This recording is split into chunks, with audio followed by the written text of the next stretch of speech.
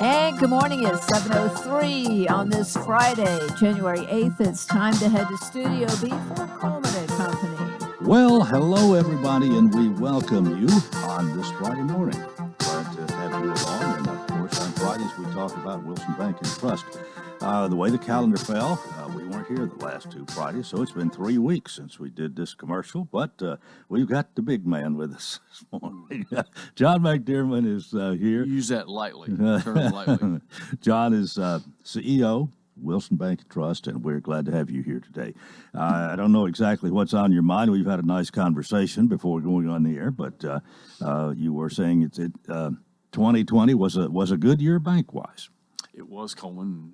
Always glad to be here. And I know in the past, Randall always came and started the year off, and so we love doing that, kind of giving a little reflection for kind of what, even for the shareholders that are listening today. But just a little bit on that, we have about 4,400 shareholders. So, a stat that a lot of people don't know is about 50% of our shareholders are still, Wilson County based shareholders, probably a little bit more than that ownership percentages. But as we've grown and developed, some of that spread out a little bit. So we think that's really healthy as you grow to have shareholders, not only a strong base here, but also beginning to build bases in other markets. So that was kind of cool. We did have a good year financially. The financial stability of the bank, like is so important, and so we hope to be able to pay a dividend and keep the things going that we've been able to do in the past. And so I feel good about just the direction we continue to head as we grow. The other thing we were talking about, I thought was kind of fit in very much, was just if I was thinking about wins for years, just our people. You find out a lot about your people when things are difficult and your situations are like, wow, how'd we get here, right? And I really felt like that. I knew we had great people, but we were all able to come together and probably learn about each other even more. And so that part was good too. And our business is about people serving people, so excited through that. Well, another thing too, when you go through a year where you've had some challenges, this tornado was a big challenge. I don't know how big it was necessarily for the bank, but with some of your people, and when they have their maybe homes, or you have the mortgage on, they're destroyed. I mean, you want to see them come out from under it and do well, and I was thinking also as people have been stricken with the virus, maybe somebody either is sick or has to be quarantined, and if you've got a good staff of people who are understanding and are willing to pitch in a little bit, and I'll bet you've had a lot of that. Oh, absolutely. I think about Vicki Strum, who heads our HR department, and Sue Ann Bragg did that for years for the bank and was a real staple in that. But just watching Vicki and her team, you have to have procedures and try to be as consistent as possible as you manage through all those situations. And two things stood out. One is she provided that consistency for us and still does, in her team. And two, you have to have people that are understanding as well, your employees, that go, you know what? I've never been this. None of us have ever been through this before. So we're trying to make the very best decisions based on all the information we have. And if you can read on the internet or Google whatever you want, and everybody's going to have a different opinion. But our employees and our team have said, hey, basically to us on the management team, tell us what you want us to do, and we're gonna follow you, support you, and we're gonna give you feedback. But we're gonna make this thing work. And that's what we've done. Well, as you look ahead here to 2021, you've had some expansions in the past and gone into other communities, and it seems like every time it's been a real success. And I just wonder sometimes how much bigger the footprint of Wilson Bank is going to be in Middle Tennessee. We laugh about that. There is no, unbelievable formula that we all have, but basically, we try to get good in where we are and kind of good in the circle. We started with Wilson County. As we got good here, we felt like that we could expand that circle out, and that's what we've done. And we love that Chick-fil-A approach. Says you continue to get better, the customer will demand that you get bigger. And that's kind of what happens. If I take care of you, Coleman, very well, you're going to go tell somebody else and say, hey, you need to go see Wilson Bank or John or whatever, and then you take care. And that's just the way it works. And that's what we've been excited about. And now it's not about any one person. As we've grown with over 550 employees, it's about what each one of them can do, and that kind of that wildfire spread, if you will, in a positive way. 550 employees. And you started with less than 10. I looked at Lisa Pominski, who is our CFOs. We were just do kind of annual, reviews of each other and such. And so she was employee number 5. So it's pretty cool. You can imagine the institutional knowledge that Lisa has. So it's been great to have her in that CFO role. Well, we got about a minute left here this morning. Anything else you want to tell us? I would say business focus for our customers and for people out there listening is, man, refinancing your home is still very, very hot. As a matter of fact, people don't realize, but rates have hit really, those 30-year and 15-year rates hit rock bottom again. So if you haven't taken advantage, it's the first of the year. It is the time to take advantage of putting some more money in your pocket that way. So we did over $250 million in fixed rate mortgages last year, so it kind of gives you an idea of the impact that we can have on people's pocketbooks and by all those refinances. And not bragging, but just to say, hey, that's part of what we do. That's who we are. That doesn't even mention construction loans. And if you're looking to get some money out for improvements like home equity lines of credit, all those are good. If you're looking to place money in the bank, man, deposit rates are really low. So that's been somewhat of a struggle, but we'll work through that. Well, we're certainly glad to have you here today, and I always appreciate a good report. We like to hear good news, and this is good news this morning. And as we head into 2021, things are really looking up for Wilson Bank and Trust. And John McDearman, we appreciate you sharing that with us. Thank you, Coleman. We're grateful to be here. John McDearman, CEO of Wilson Bank and Trust. They're a member FDIC, equal housing lender. They're still here, still independent, still committed to you. Excellence in banking since 1987. All right. We're going to start our series of Friday Senate reports. And this morning, we're going to be talking to Senator Mark Pody, as we probably will for the following Fridays for quite some time. But Senator Pody is on the phone this morning. Senator, are you there? If you are, good morning. Good morning, Coleman. Yes, sir, I'm here, and it's going to be an exciting week. We're getting ready to go back into session next week. So we're opening it all up, and the 112th General Assembly will be up and going on Tuesday at noon. All right. Before we get into that, I think you've had quite an interesting week, and I would like to get some comments from you. Didn't you make a trip to Washington, D.C.? Well, actually, I didn't make a trip to Washington, D.C. We had the rally there in Washington, and there was a lot of individuals that couldn't go to Washington, so we actually held a rally here in Nashville. Okay. All right. So while there was a rally going on in Washington, D.C., we actually had a prayer rally at the Capitol at about the same time. So a lot of people that couldn't go, they came down to Nashville, and we had a prayer rally down there. It was a good rally. In fact, we had the police that came and said, Mark, we're here if you need us. And I said, we don't need anybody. It's just a totally peaceful prayer opportunity. And so they went away, and it was just, we probably had 150 or 200 people, and we just kind of prayed for the nation, prayed for healing. And no interruptions, nothing bad happened with those that were congregated, I hope. No. It was all fine. It was, it was a good opportunity for people just to come together in prayer. I looked at what happened in Washington, D.C., and any kind of violence like that is horrible. It doesn't matter who's trying to do it, on what side or whatever. We don't need that kind of violence. People got hurt, people got killed, and that's just wrong. That's just wrong. There's rumors going around on who started it and all this kind of stuff, and I don't have any facts on what that all was about, so I wasn't actually there. But, we don't need to have violence in the country no matter what the cause is. Well, I appreciate you saying that, and I guess I was just totally misinformed, but nevertheless, we're glad to have you with us today, and look forward to your visits the following Fridays. But as things come together for this next legislative session, what are you hearing? What's on your mind? Sure. Well, the first thing is going to be kind of unique, and that's going to be as soon as we're done with our organizational week next week, we'll be going into a recess, but the very next week, the governor's calling for a special session. And that special session is going to be focused on education.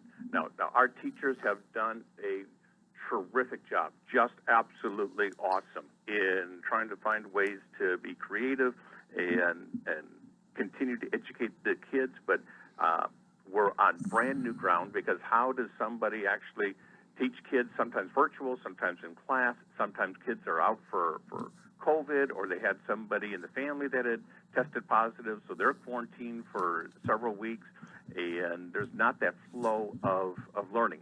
And through no fault of our teachers and no fault of the students, it's actually made our progress in education step down a little bit. The data came back and said that our third graders are not learning as much this year as they had on last year, so we're actually losing a little bit of ground. So the governor wants to address that and say what is the best way. He's got some ideas he's going to be presenting to try and pick up that pace to help our teachers and probably give some more money to education and such. So we're going to be focused on education the following week. And I don't think the special session will last very long. We just want to make sure that we're there to support our teachers any way we can.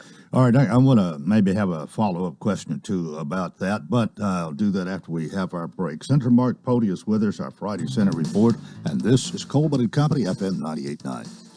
And it's now 7:14. Let's see what's happening on the roadways. Thanks to Bates Ford and the regular oil change, $24.95 up to 5 quarts of oil, tax and disposal, $16.73. West Main. Now at traffic, here's Chuck. Good morning. Traffic's picked up quite a bit coming through Mount Juliet right now. The traffic flow leaving Wilson County this time of the morning. There is a crash with injuries. It's on Stewart's Ferry Pike, right at I-40 there in Donaldson. Again, it's on Stewart's Ferry Pike at the interstate. The fire department just arrived on the scene. They're moving that earlier crash, Harding Place at I-24. Check out the Andre Chicken Sandwich now, available at Princess Hot Chicken, 5814 Nolensville Pike. I'm Commander Chuck. You're on time traffic. Happy New Year 2021. We're so excited to embrace a new year. Call us to get your house ready for the spring rush. We're so excited about the new year, we just can't hide it. Happy New Year, and don't make a move without us. Call Judy Cox or Medina Himmentoller at Exit Rocky Top Realty. C&D Team 443-3130. I'm so excited, and I just can't hide it.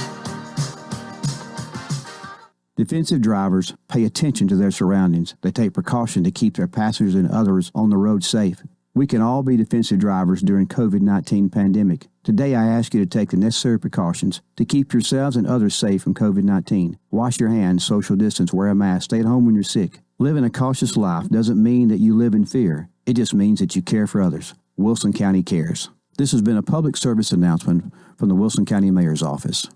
In times of crisis, and especially when you're isolated, it helps to know someone has your best interest at heart. At Wilson Bank and Trust, standing strong for others has always been one of our most important roles, and we're still here for you now. Through these days of disruption and distancing, you can count on us to keep you connected with your financial services, and we'll continue to provide financial relief for households and businesses. Thanks for supporting our ongoing commitment to service. Working together, we'll weather this storm too. Member FDIC, Equal Housing Lender.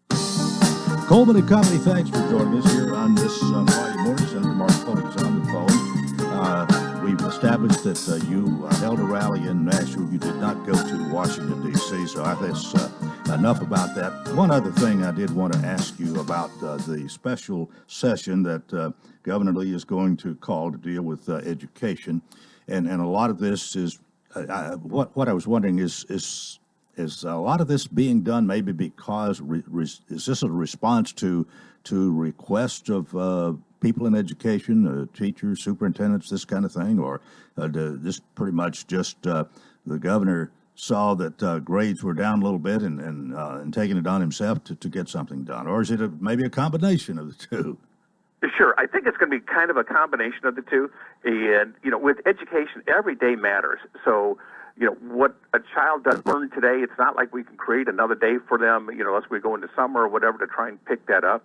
And he feels so strongly that he wants to address this immediately to help support our teachers in education as quickly as we possibly can. And again, this is not on our teachers. Our teachers have done a terrific job. I am so proud of them. They've come up with creative ways to try and do it.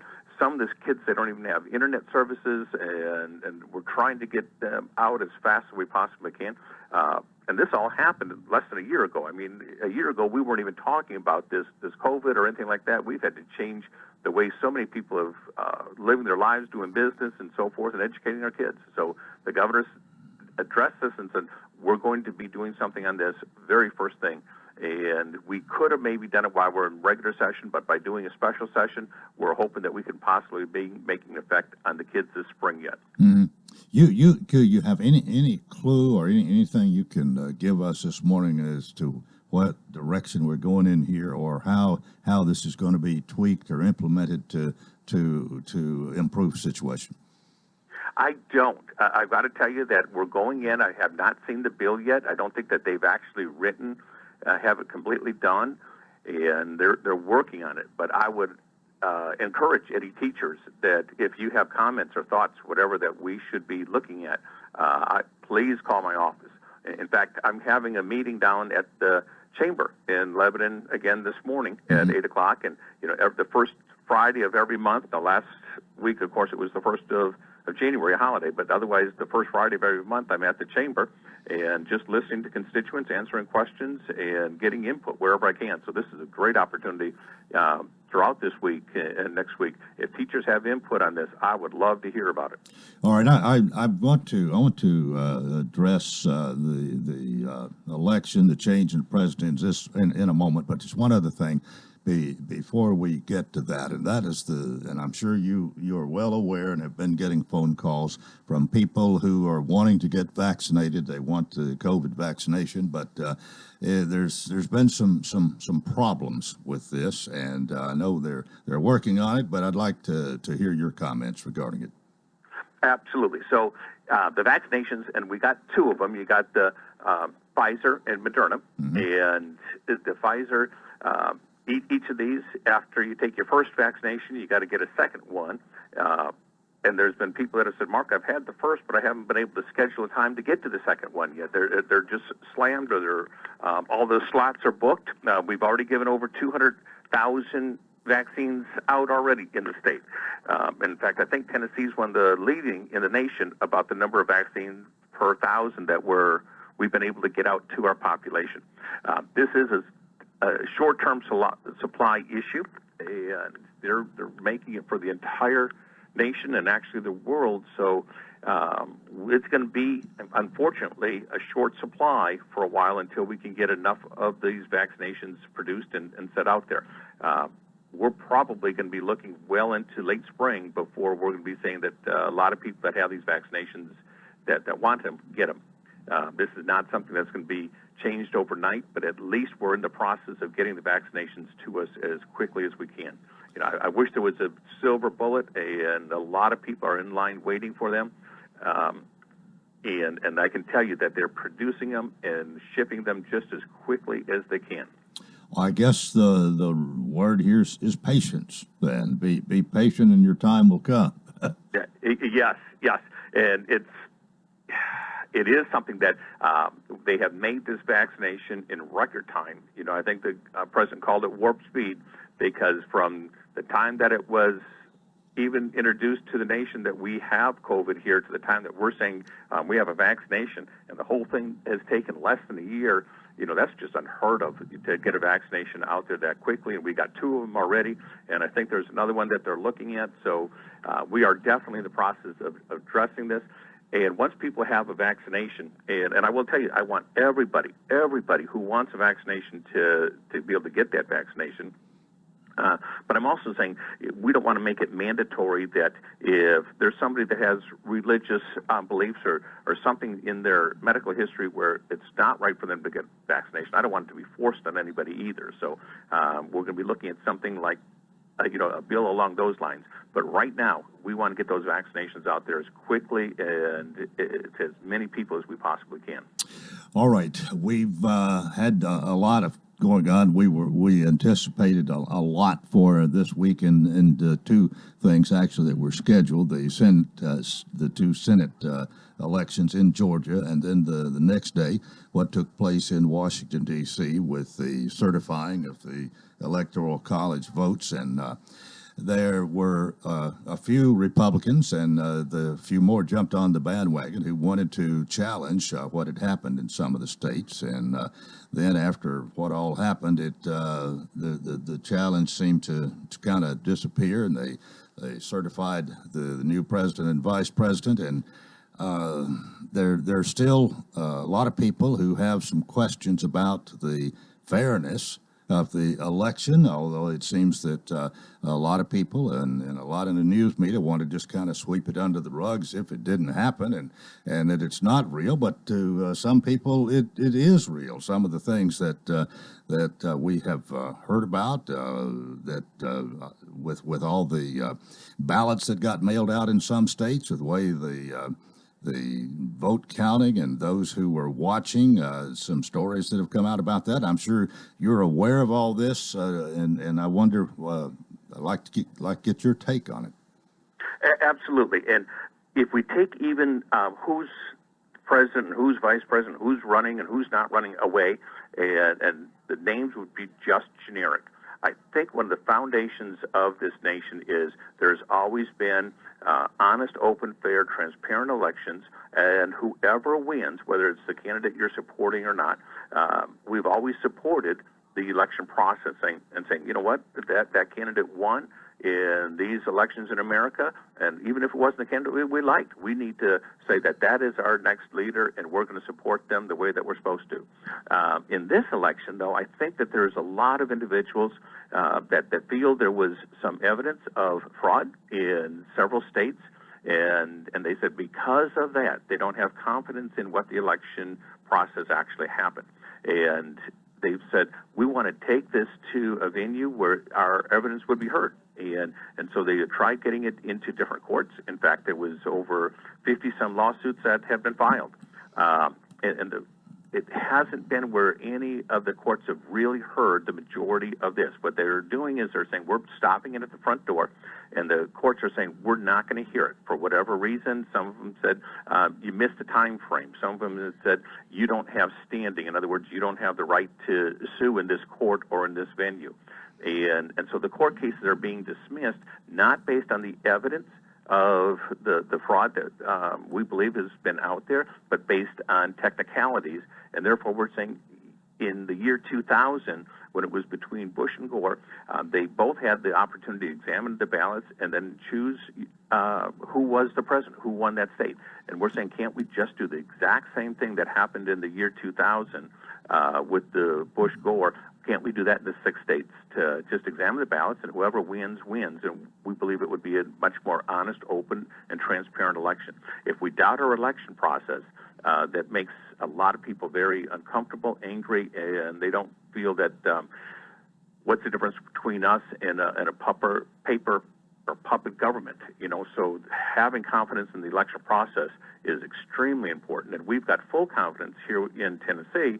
We've got great, like Philip Warren, he just does a great job here in Wilson County, but we don't have the same confidence in some of the other states where we can say, here's the fraud that we believe has happened, and here's the proof. We've got affidavit after affidavit of people signing, saying, I will sign this under the penalty of perjury, that this is what I seen while I was there, and it's illegal.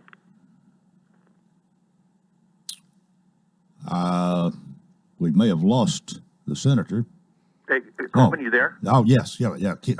Continue. So it is that process that we don't believe we had our day to share that. And therefore, we were hoping that we could get that to Congress, and Congress would share it.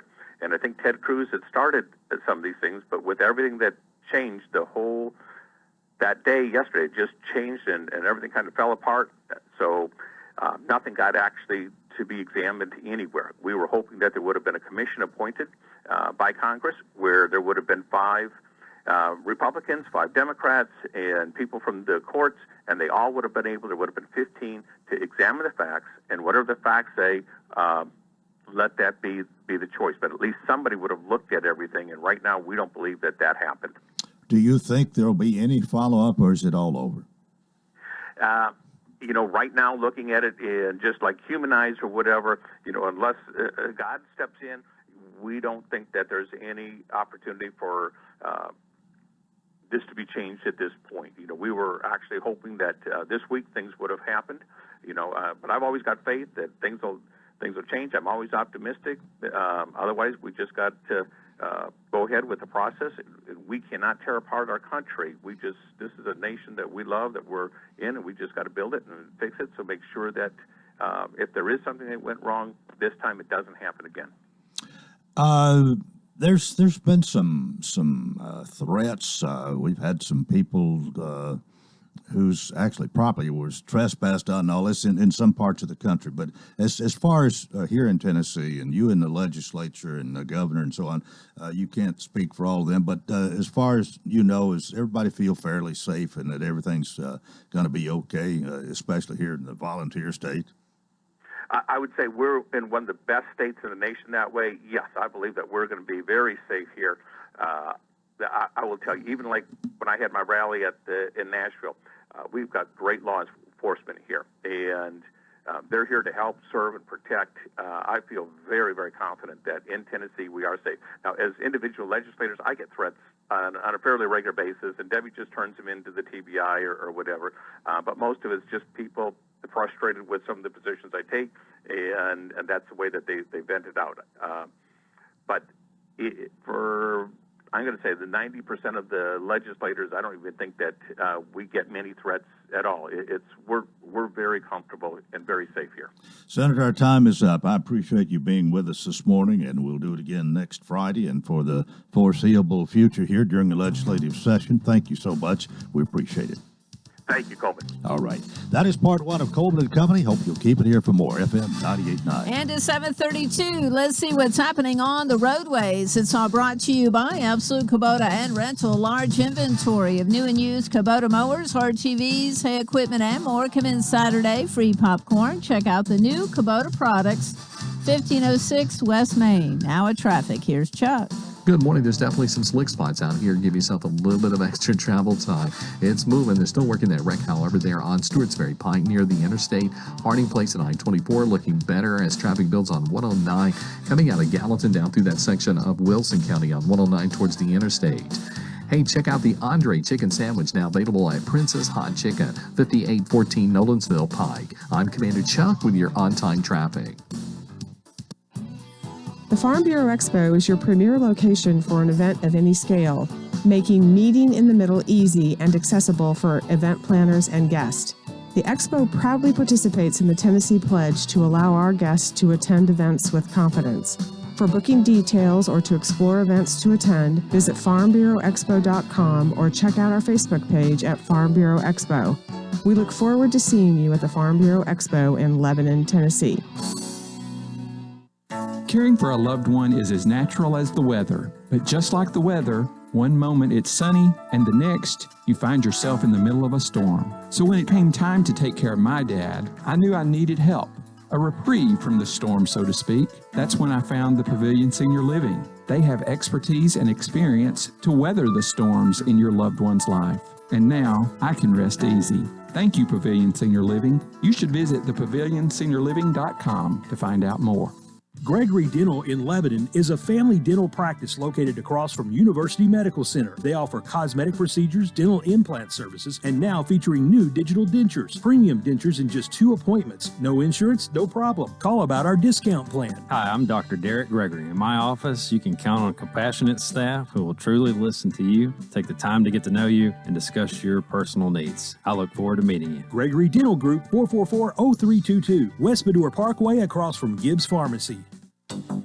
Today you can expect skies to be mostly cloudy with highs topping out in the lower 40s. On Saturday, temperatures won't even climb out of the 30s for highs, so make sure to dress in layers. For Sunday, skies will be a mix of sun and clouds with highs in the low 40s. There is a slight chance of a wintry mix on Monday. This weather forecast is brought to you by Walker Auction and Realty, professional auction and real estate services. Get top dollar for your home, land, or personal property. Log on to MikeWalkerAuctions.com. They know auctions. That's a look at your forecast. I'm meteorologist TJ Scott.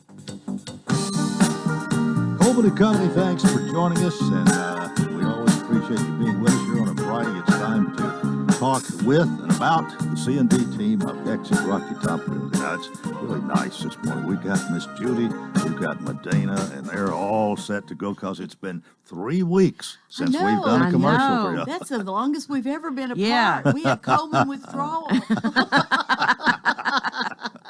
Oh, I well. got up on Friday morning thinking, oh, do I need to go? I want to go see Coleman.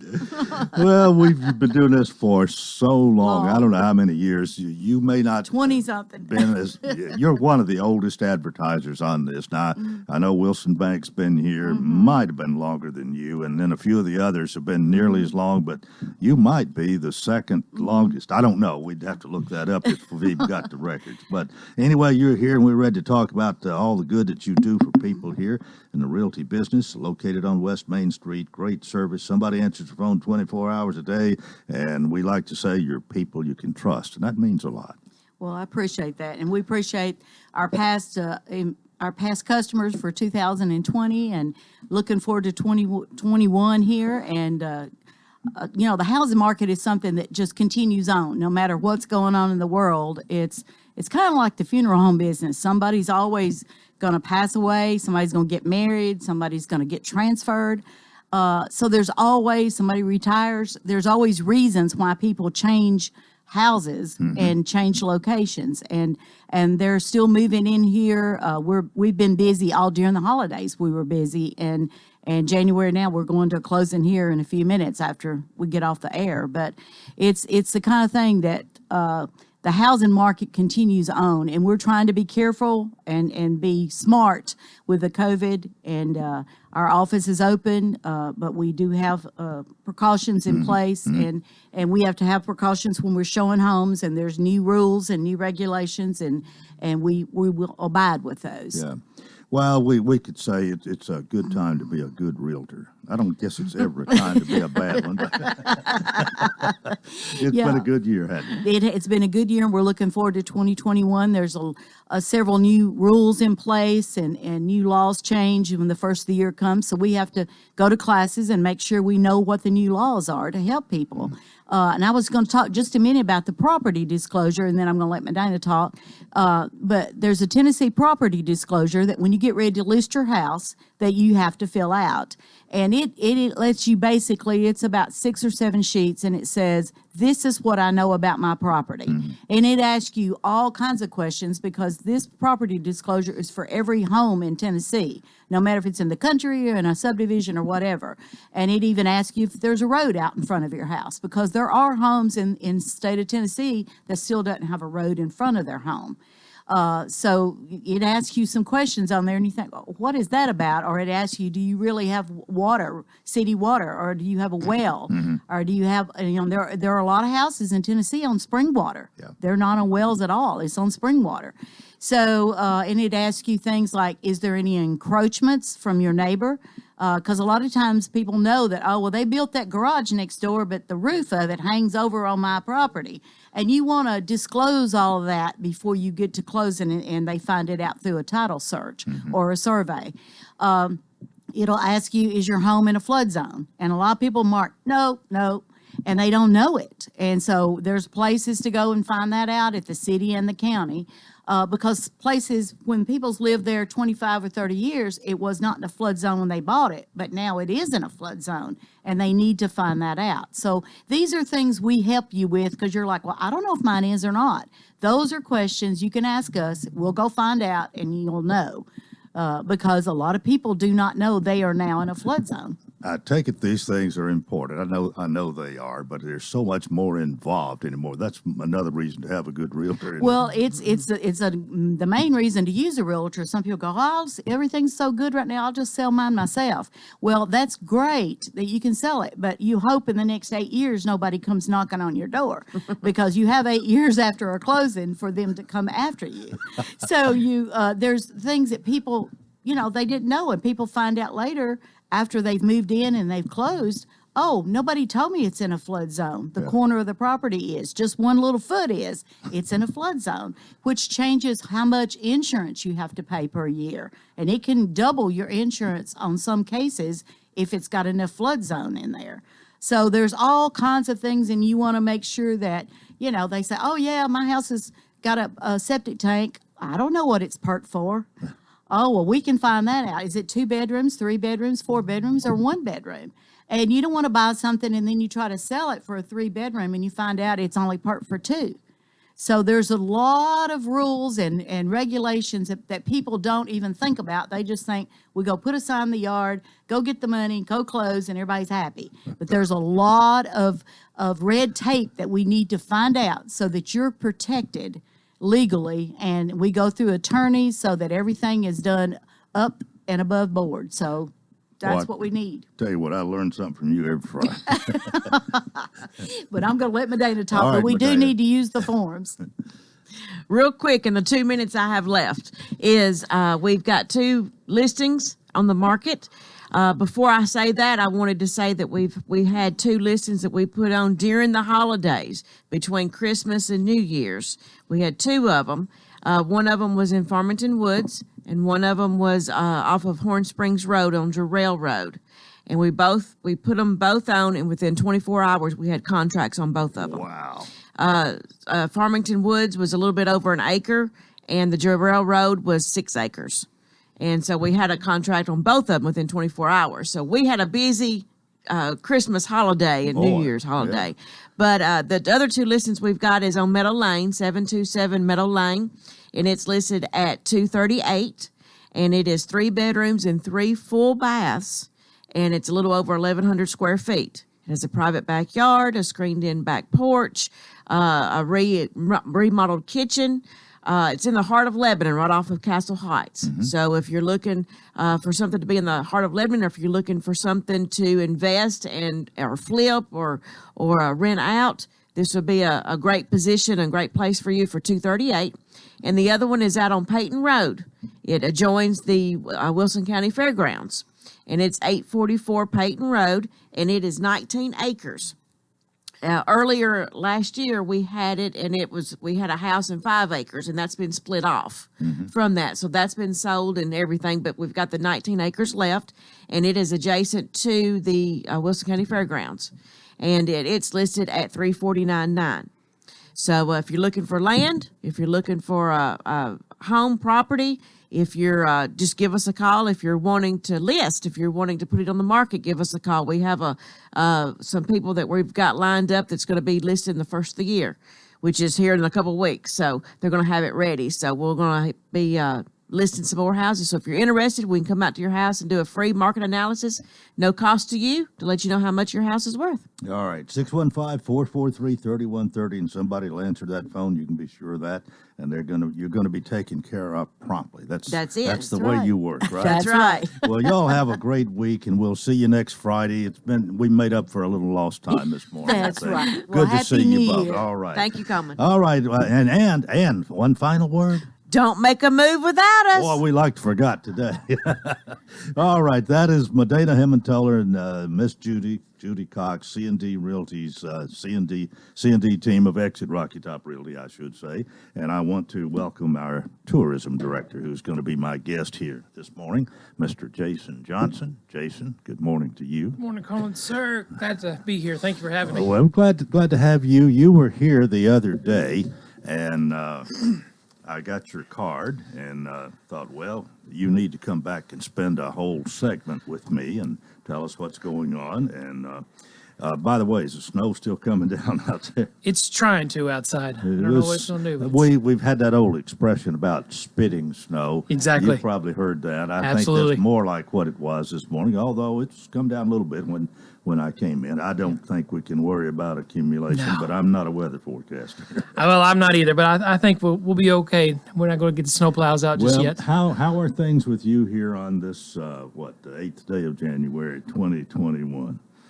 We're doing good. We're still seeing a lot of good movement and a lot of good occupancy in hotels, even throughout all of this. Compared to some of the other counties surrounding us, we're still at a good level. I'm not going to sit here and say that we're not down, because that would be ridiculous to say, in our quote-unquote unprecedented times that we've overused. But, the occupancy's still been good. We've still got a lot of great movement out at the Farm Bureau Exposition Center, Gail Hibbert out there and her staff, as well as Quentin Smith out at the James E. Ward Ag Center. They're in a position where they're getting some events that aren't being able to be held in Nashville and in areas like that.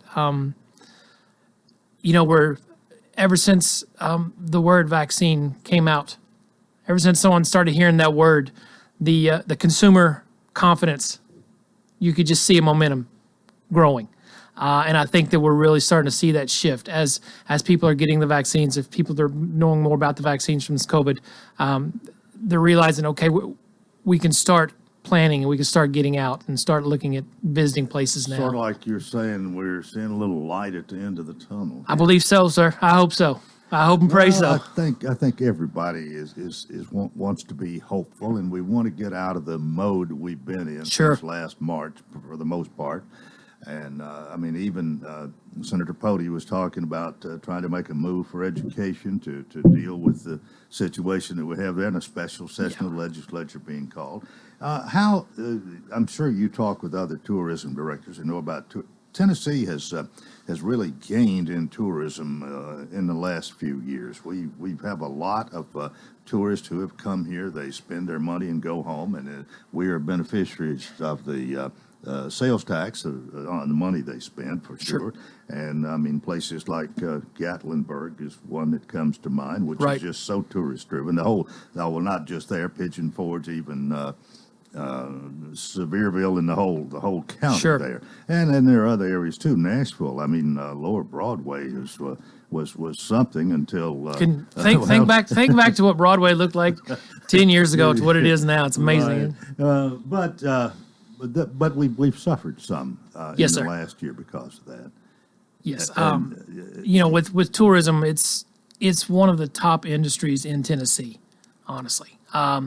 And I can't really speak to the numbers of billions that we've lost in tourism as of right now. I will say that we have, through some federal grants and things like that, we're able, with the CARES funding and everything, to try to continue our message of safe travel and keep that going. So we're starting to see a recovery on that due to those. All right, it's already time for us to take a break. Jason Johnson is my guest. By the way, I think we can say the new tourism director. Just been a few months, hasn't it? Well, it'll be coming up on I'm 11 months right now. Oh, so when did you start? Second week of February. Okay, February. Okay, all right. So, yeah. Well, all right. You've been here a little longer than I thought. Well, I got here and then we had tornadoes and windstorms and COVID, so it's been a challenging 11 months. Just now that we're getting you out here and getting to know you a little bit, but hopefully I'm not going to make you a once a month regular, but I'm going to have you out here from time to time if you'll come. I'd love to, okay. Absolutely. Well, it's time for us to take a break, and we will right here. This is Coleman and Company, FM 98.9. And it's now 7:47. Let's see what's happening on the roadways. Want to thank Bates Ford, and they've got the Works Vehicle Checkup. They'll make sure your vehicle is ready for any road. It's $49.95, up to 5 quarts of oil, tax and disposal. Tire rotation is safety check too. 1673 West Main. Now at traffic, here's Chuck. Good morning. There's definitely a few slick spots out here. Just give yourself extra time as it starts to build now on 65 here at Trinity Lane, mopping up that crash there at Stewartsbury Pike near I-40 over in Donaldson. Traffic's already busy in that area. Here comes some more traffic down I-40 right now coming out of Wilson County through Mount Juliet. Hey, check out the Andre Chicken Sandwich now available at Princess Hot Chicken, 5814 Nolensville Pike. I'm Commander Chuck with your on-time traffic. For the second consecutive season, your Tennessee Titans are in the NFL playoffs. Okay. T-D-C-D, sack! Touchdown, Titans! Derrick Henry. The Tennessee Titans. NFL playoff action Titan style. Brought to you by Steamwell Plumbing and the Jewelers. LHS, Cumberland University, and the Tennessee Titans. The winning teams are on WANT 98.9. Defensive drivers pay attention to their surroundings. They take precaution to keep their passengers and others on the road safe. We can all be defensive drivers during COVID-19 pandemic. Today, I ask you to take the necessary precautions to keep yourselves and others safe from COVID-19. Wash your hands, social distance, wear a mask, stay at home when you're sick. Living a cautious life doesn't mean that you live in fear. To care for others. Wilson County cares. This has been a public service announcement from the Wilson County Mayor's Office. With churches not being able to gather, we wanted to make sure our audience is aware of our regular Sunday morning programming. We call it God's Country. Starting at 7 to 7:15, it's Southern Gospel and Positive Country Music. Then at 7:15 to 7:30, Old Path Missionary Baptist with Brother Jason Wheely. From 7:30 to 8, it's The Gospel Show, hosted by Miss Dean. 8 o'clock, it's College Hills Church with Minister Wilson McCoy. At 8:30 to 9, it's Word of God broadcast by Ronnie Briley. From 9 to 9:30, Hillcrest Baptist Church with Pastor John Ferguson. From 9:30 to 10:30, it's Call on God Today, hosted by Brother Kenneth Bowen. At 10:30, it's Southern Gospel and Positive Country Music. From 11 to 11:30, Maple Hill Church with Minister Rob Long. And from 11:30 to noon, it's Southern Gospel and Positive Country Music. Join us each Sunday on WANT or WCOR or online at WANTFM.com. And we continue here on a Friday morning. We thank you for joining us, and our thanks to Jason Johnson, our relatively new tourism director. Jason, you were here for just with somebody else the other day. I believe what we're talking about the 10 community, with right. Melanie Mentor. And with I the don't want chamber. to get back into that. I asked you a little bit, but tell us a little bit about your background and how you got here and where you're from and where you grew up. Grew up in Kentucky. Around Owensboro, Kentucky, rural area, farming area. Got into restaurants and hospitality and management and that aspect of things when I went to Western Kentucky University. And that kind of brought me down to the Nashville area. And from there, I've literally been in hospitality industry for 20 years. So, the welcoming of people, the hospitality aspect of things is what always drove me. Mm-hmm. I enjoyed meeting people and talking to people. And, we talked when we were on the break about not being able to through all this for the longest time. And this is what I'm finally able to get out and do a little more now that we can get out and speak with everyone. So having that background and then having twin boys and getting more of a family life going on, the late nights of hospitality industry, just, I wanted to be home. I wanted to have hours that were more conducive to enjoying my family while still welcoming people and still talking to people like that.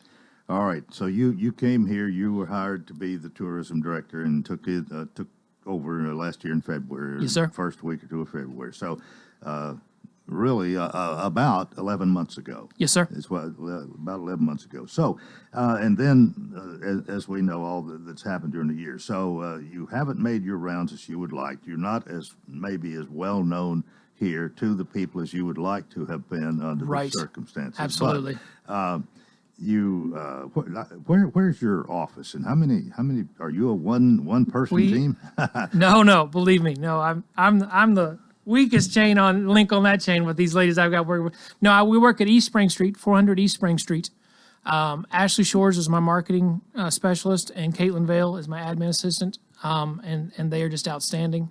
You three up. We have three. Like I say, it seems like the work of 7 or 8 are usually done, but the three of us together get it done. Well, what do you want to do most of the time? Are you in the office more, or do you at least want to be out introducing yourself, working on different things to attract tourists or events? I wonder what all your job entails, really. Well, ideally, like I say, there is, especially lately, a lot of stuff, a lot of logistic stuff done in-house, in the office, just planning ahead.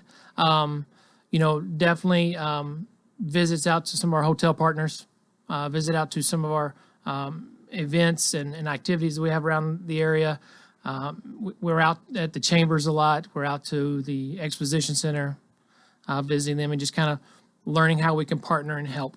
When we went through these last several months, we were able to really develop partnerships with, things like Fiddler's Grove and the Wilson County Fairgrounds and again, the Expo and the Ag Center out there and some of our chambers and as well as a lot of our local businesses, boutiques and restaurants and things, what have you.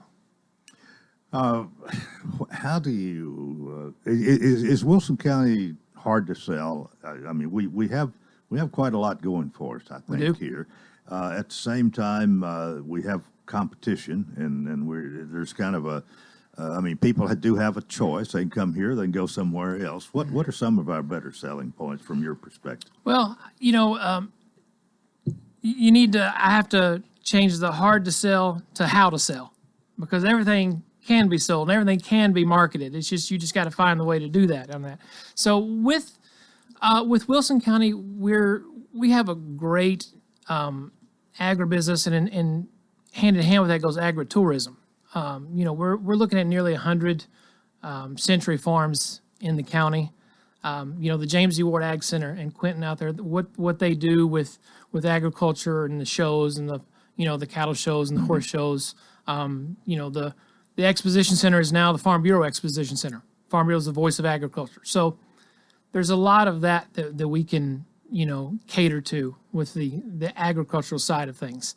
We're looking, speaking with Eric Moses out at the Nashville Super Speedway now, we're looking to develop that side of things, the motorsport side of hopefully our tourism.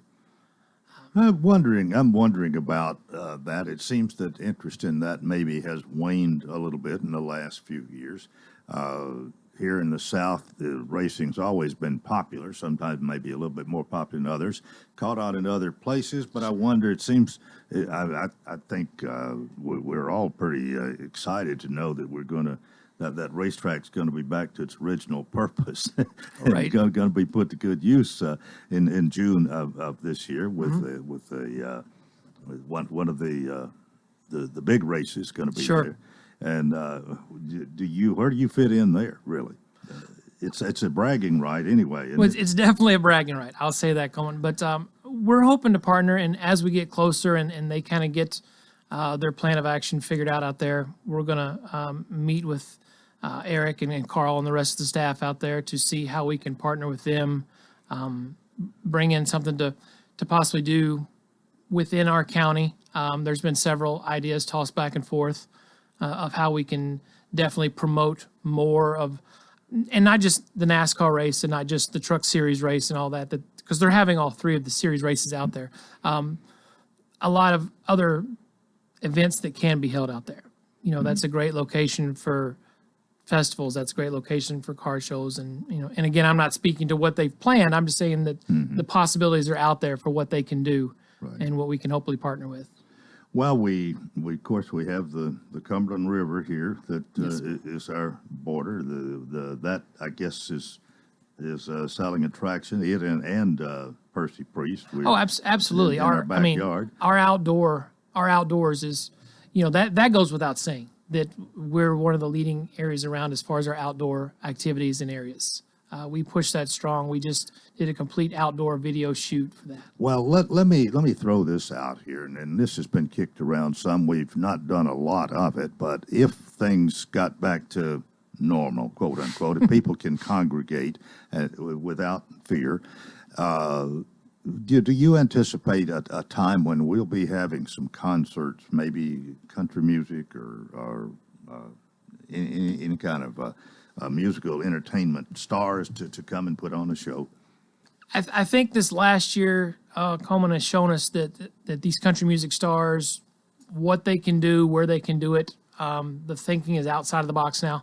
It's not just let's go to the Ryman or let's go to Ascend. It's let's go to a drive-in and let's go here and there. So I think the idea of where we can do these concerts is opened up. I think the idea of how many people we necessarily need at a concert has changed. So the possibilities of where we can do things. I mean, we have several locations. I know we have several locations that's a possibility of. And I think that dealing with a lot of the country music stars, or not just country music, but just entertainers in general, that idea has definitely come into focus for a lot of them. One place we haven't mentioned at all so far to our southeast, city of Watertown. Absolutely. Mayberry. Some of them like to say it's Mayberry, USA. Sure. You've no doubt been to Watertown. We did. We just, with our Paint Wilco, our murals initiative, we just put our 7th mural in there, which is the Watertown train mural. I don't know if you've seen that. That's a fantastic mural. It's kind of honoring the train, their history they have with the railroad there and the excursion trains that still go out there. I love Watertown. I do. It's very much like the town that I grew up in, Calhoun, Kentucky, a little town. We had a stoplight. Well, no, we had a flashing light for a while. I don't know if we had a stoplight, but it's very much in that similar vein. So I've got a special spot for that. I hope that. I hope they can get that roundabout. I believe that's whatever it is. Right. Yeah, and if that would be, I think, a good tourist attraction, something added to what they're already doing. We were speaking with the Watertown Historic Commission several months ago when we were planning the train mural, and one of the members, he was speaking to that as far as it's still in the works, and we're still hoping and working towards it. So we got a minute to go here. If somebody needs to contact you, give us maybe a phone number in a good way. Of course, phone numbers still work, but there are other ways too. 615-547-6438. That's our office. Visit wilco.com is our website. All the information you need is on there. We're constantly updating. Ashley's constantly working to keep that updated for us. As far as events. Well, I know that our civic clubs haven't been doing much meeting here up till now, but if they get back to that, I'll bet you'd love to be called to come and speak to any civic group. Absolutely. Yeah. Whether it's Rotary, Kiwanis, Lions, or even a church group or whoever that's interested in tourism. Yes, absolutely. I spoke with the Rotary Club in my first week on the position right before things happened. I enjoyed meeting all the folks there. So absolutely, I'd love to get out and meet some more people. Well, thanks for being with us today. We appreciate it. We'll have you back before long. I appreciate you, sir. Thanks. Jason Johnson, our tourism director of Wilson County. That's it for Friday. Join us Monday. Till then, have a nice weekend, and I wish you a fantastic day.